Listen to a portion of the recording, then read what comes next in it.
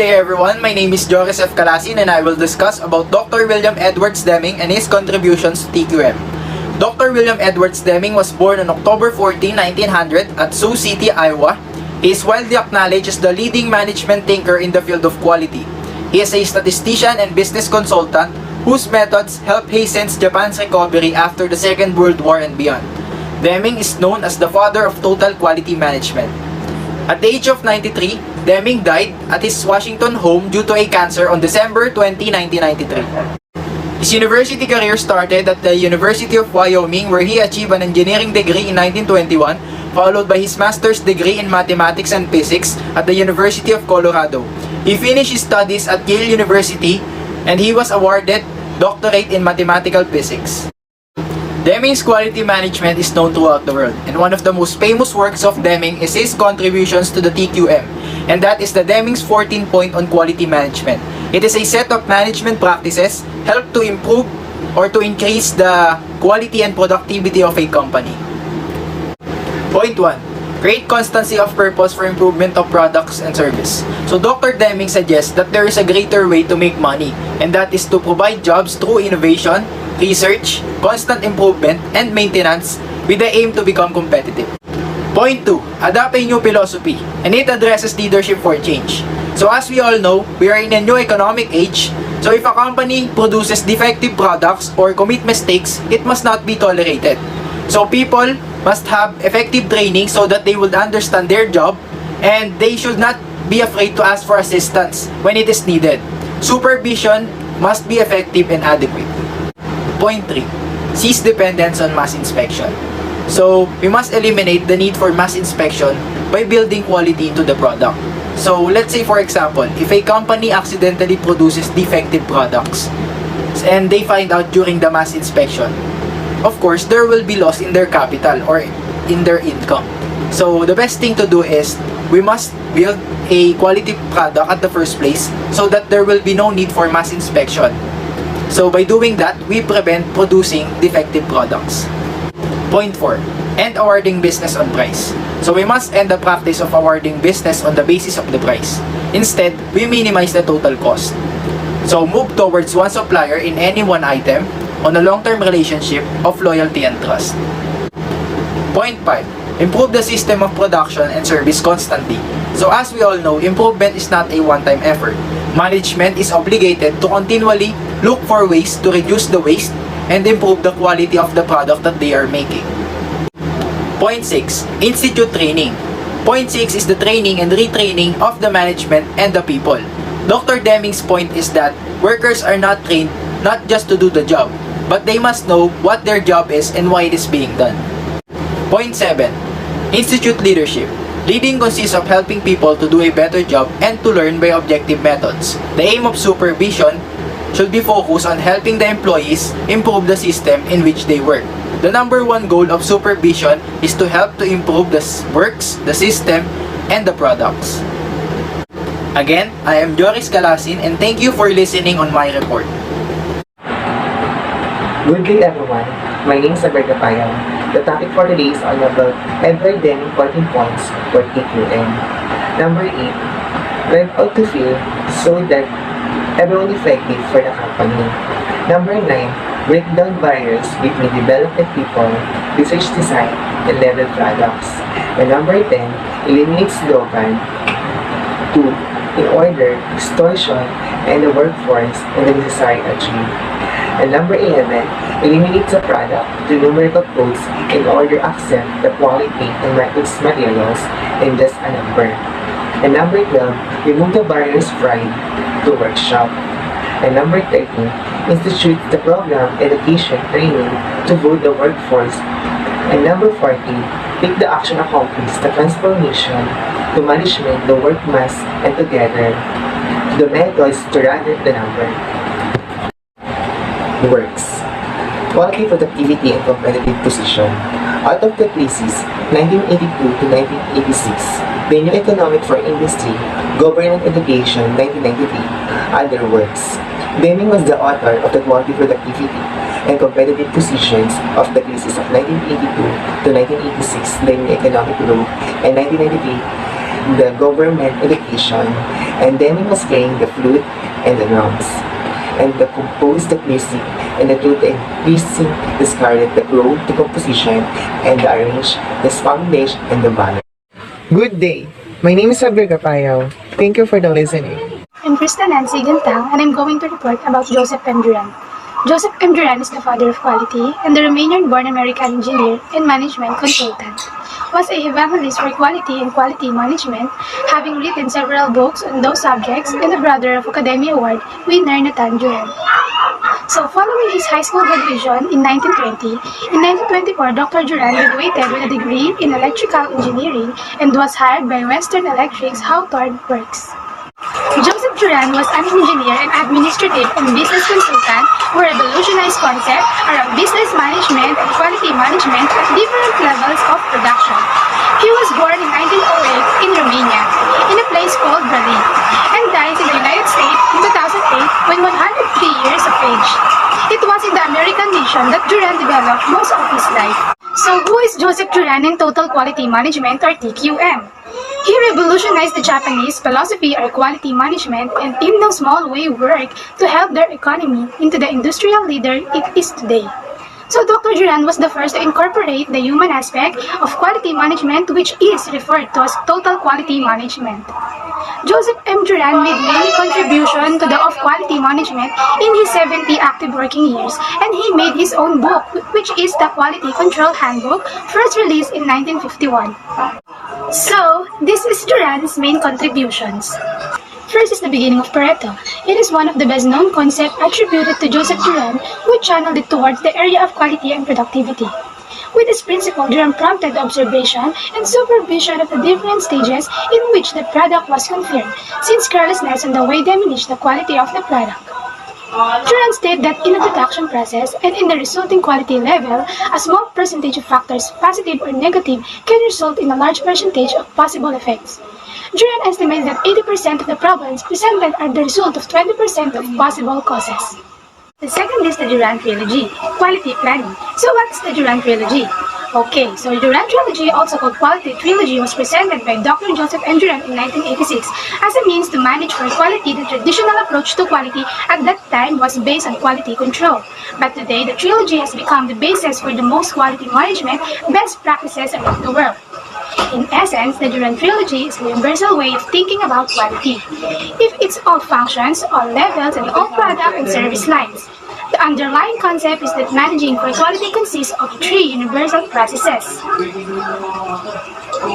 So, here is the 3 universal processes. First is quality planning for quality by design, and the second is quality improvement for Lean Six Sigma, and the last is quality control for process control and regulatory. I am Norma de la Cruz, and this is the continuation of our report, the quality planning.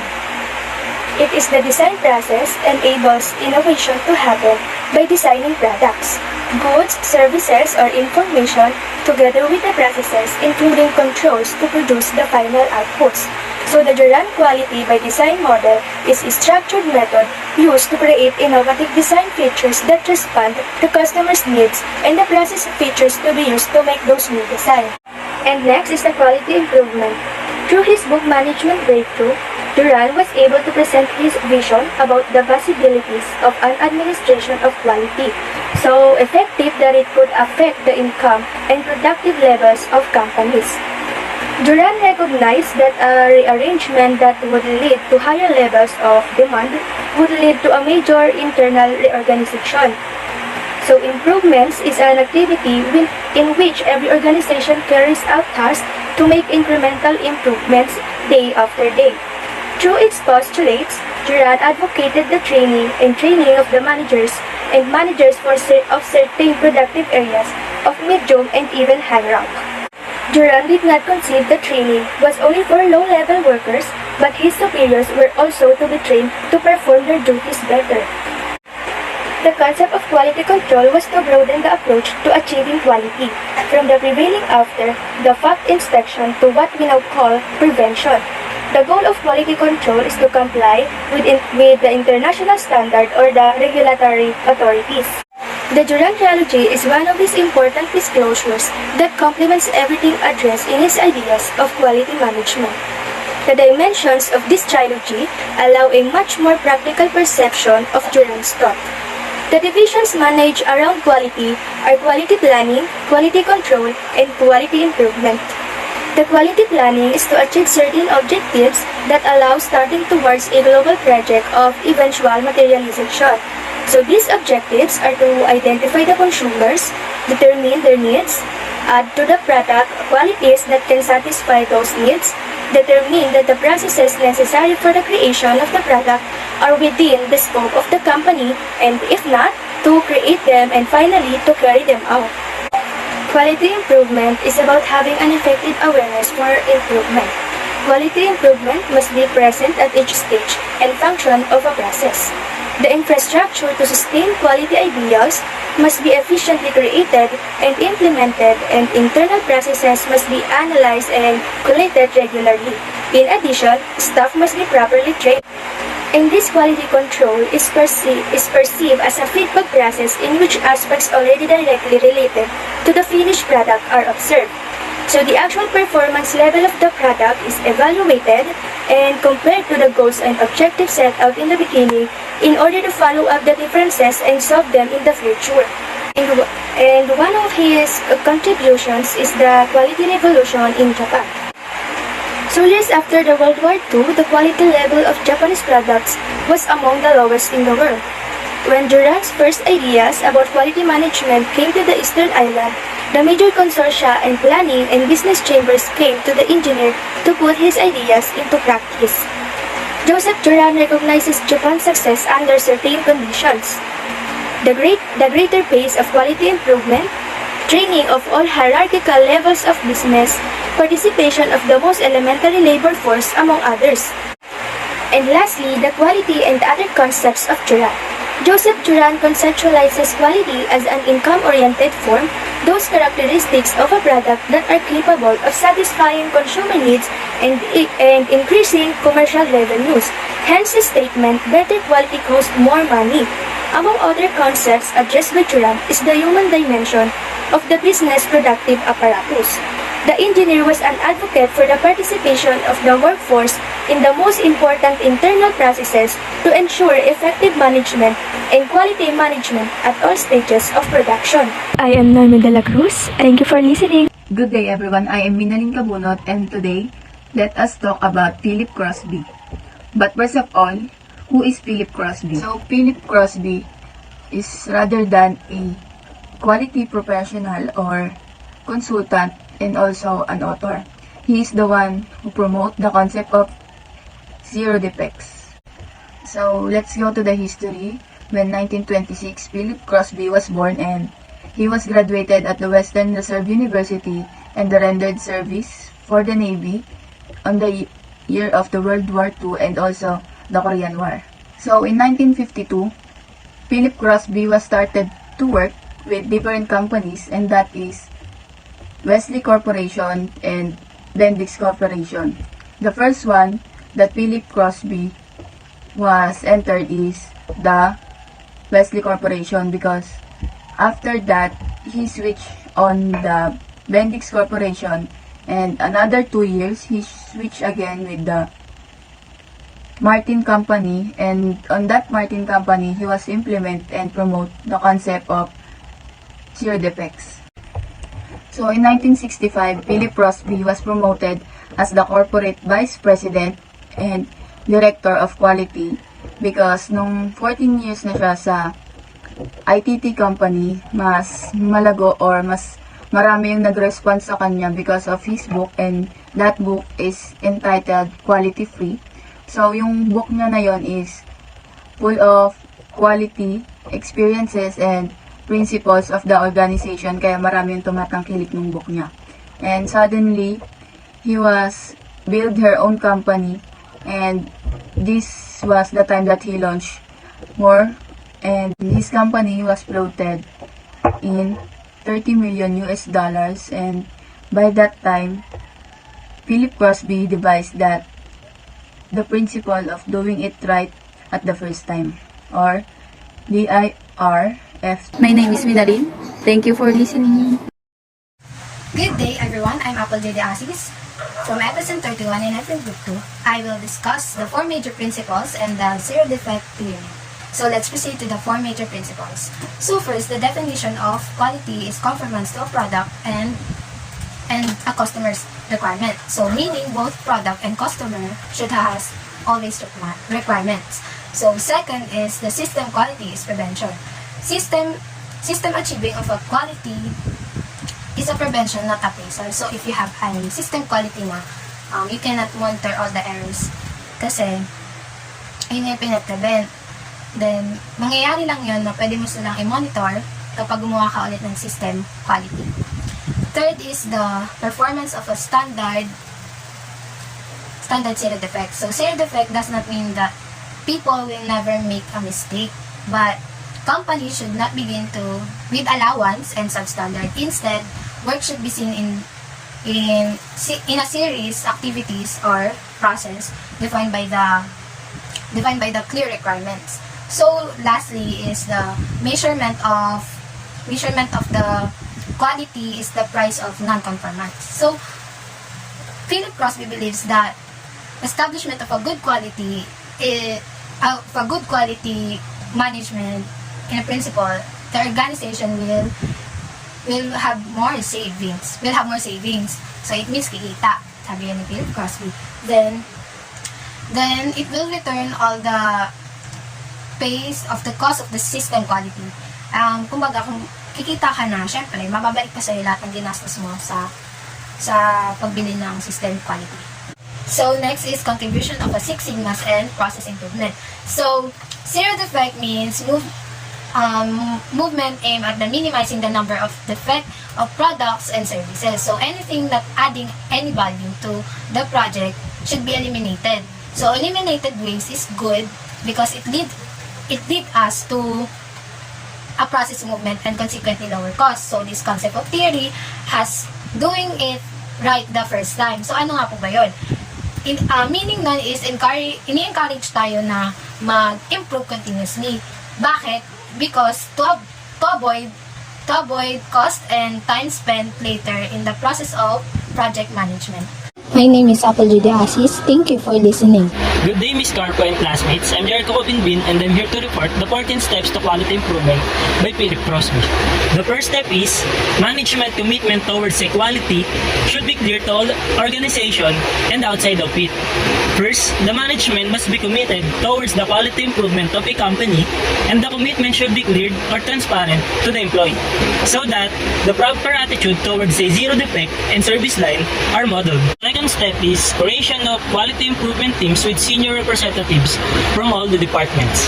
We create quality improvement teams to implement a quality improvement activities and to ensure the process of quality improvement if it is well maintained and if it is well implemented. And the third step is continuous measurement of processes to determine the current and potential issues related to the quality. Before establishing a plan for quality improvement is kailangan alam natin kung hanggang saan ang mararating ng ating produkto or serbisyo. Kung papasa ba siya sa standard quality or hindi. Para malaman natin kung saan pa pwedeng pumasok ang potential issues and problems and kung mayroon pa bang room or space for improvement for our product and services. The fourth step is the cost of poor quality has to be calculated. The cost of poor quality is ito yung kabuuan ng nagastos natin because of failure and defects. Kasama na rin dito yung all waste and variation, rework cost, and as well as loss of opportunities. Kailangan natin itong makalculate because kadalasan is yung cost of poor quality is mas mataas pa sa profit or yung kita ng kumpanya, which is nagiging cost ng pagbagsak o pagkalugi ng kumpanya. Kinakalculate natin yung cost of poor quality para malaman natin kung saan tayo nagkulang or kung saan tayo pwede mag-improve when it comes to our product and services. And para ma-prevent natin yung pagkalugi o pagbagsak ng ating kumpanya. Step number 5 is quality awareness has to be raised in the organization. You will need to raise the employee awareness to the importance of quality management. By doing this, and making the quality a central concern to the employee, it will increase the likelihood that your quality improvement and efforts will be realized. Step number 6. Corrective action should be taken to address the quality issues. After natin ma-identify ang defects and possible problems and issues ng ating product, now it's the time para gumawa tayo ng corrective action to eliminate the defects and possible problems and issues na na-identify natin. Gagamit tayo ng different techniques like cause analysis and cause and effect para ma-ensure natin na hindi natin ma-encounter o mangyayari ang mga defects and possible issues and problems na na-identify natin sa future. Step number 7. Establishing a zero defect committee to monitor the progress of the quality improvement. We need to create or establish a zero defect committee to monitor the progress and the process of the quality improvement, and also to ensure that there are no zero defects on our products and services. The 8th step is quality improvement training to all the employees. By training our employees with quality in mind, it will help us to achieve the zero defect status, and it will ensure that all of our employees can carry out and execute the tasks that have been given to them for maintaining the quality of the products and services. The 9th step is organize the zero defects in our organization. By implementing an event of zero defects in our organization, it will help us to increase the awareness to our workplace and our employees. And also, it helps us in ensuring the quality of products and services. The next step is, all employees should be encouraged to set their own quality improvement goals. Setting goals for the improvement should be involve the employees from the whole organization. By engaging to all of them, you are making sure that the goals are made out clear to the whole level of the organizational structure. And you are ensuring the greater commitment to achieving the zero defects of the product and services. The next step is, obstacles to quality and to quality improvement should be discussed with employees in an open communication. Let's encourage our employees to come to our management with any obstacles or issues that arises in attempting to meet the quality improvement goals. Avoiding complication just before it rises on one organization is through communication of the employees and the supervisors. Communication can prevent the hindrance for the quality improvement efforts. The next step is, participant efforts should be recognized. Recognizing the efforts of the employees that participate and excel in the quality improvement has a big impact on them, because it will encourage them to continue the good work, and also it will inspire other employees to participate. The next step is, quality council should be created. We need to create quality council because they are the one who's handling and only focusing on the planning of the quality improvement. Also, they are the one who is setting the goals for the organization. The last step is, quality improvement is a continuous process and it keeps going. The last step is all about making improvements on our quality and products. In order to achieve that is we need to do it again, the 14th step of Crosby and quality improvement. Because quality improvement is a continuous process and it never ends. Again, I'm Jericho Kabinbin and thank you for listening. Good afternoon, everyone. My name is John F. Deligdog. Together with Robbie Anning Del Monte, and we are going to report about Kaoru Ishikawa's contributions on total quality management. So first, who is Kaoru Ishikawa? Kaoru Ishikawa served as the president of the Japanese Society for Quality Control at the Musashi Institute of Technology, and he also the co-founder and served as the president of the International Academy for Quality. And upon his retirement, he was named Professor Emeritus of the University of Tokyo, honorary member of ACQ, and the honorary member of the International Academy for Quality. So, who is Kaoru Ishikawa? Ishikawa was born in the city of Tokyo on July 13, 1915. He lived to be the age of 73 when he passed away on April 16, 1989. He earned his degree in engineering from the University of Tokyo. He is the one who delivered the first basic quality control course for the Union of Japanese Scientists and Engineering, duly credited with creating the Japanese Quality Circle. Creating the Japanese Quality Circle movement. ACQ named a national medal after his name, recognizing him as the distinguished pioneer in the achievement of respect for the humanity in the quality disciplines. He is also the developer of the concept of quality circles and the cause and effect diagram, commonly known as the Fishbone Diagram or the Ishikawa's diagram. So he graduated. He entered the Navy in the beginning of the World War II. In 1941, right before the war ended, he is lucky enough to get out in the Navy, and in 1943, a short time after he being out of the military, he designed the cause and effect diagram or Fishbone's diagram. He said the initial purpose of designing this diagram was to explain to a group of engineering at the Kawasaki Steelworks on how various manufacturing factors could be sorted and irrelated. So what is Ishikawa's contribution to total quality management? The most popular contribution of Ishikawa is the Ishikawa's diagram or Fishbone Diagram. He also the one who made the 7 basic quality tools, quality circle, and the company-wide quality that we're going to explain later on. Covers Ishikawa's contributions and impact is impressive in the field of total quality management. There's a lot of contribution that he gives into the total quality management, and the first one is the Ishikawa's diagram. So what is Ishikawa's diagram? Ishikawa's diagram is also called the Fishbone Diagram and the cause and effect analysis. This is the most commonly used to analyze a problem and to find out the potential causes creating a problem. Ishikawa's diagram is one of the 7 basic quality tools promoted by Ishikawa's. This diagram can be used in different fields, including politics, economics, businesses, healthcare, and medicine. This diagram helps us to understand the roots of the process and the nature of imperfection that may bother managers.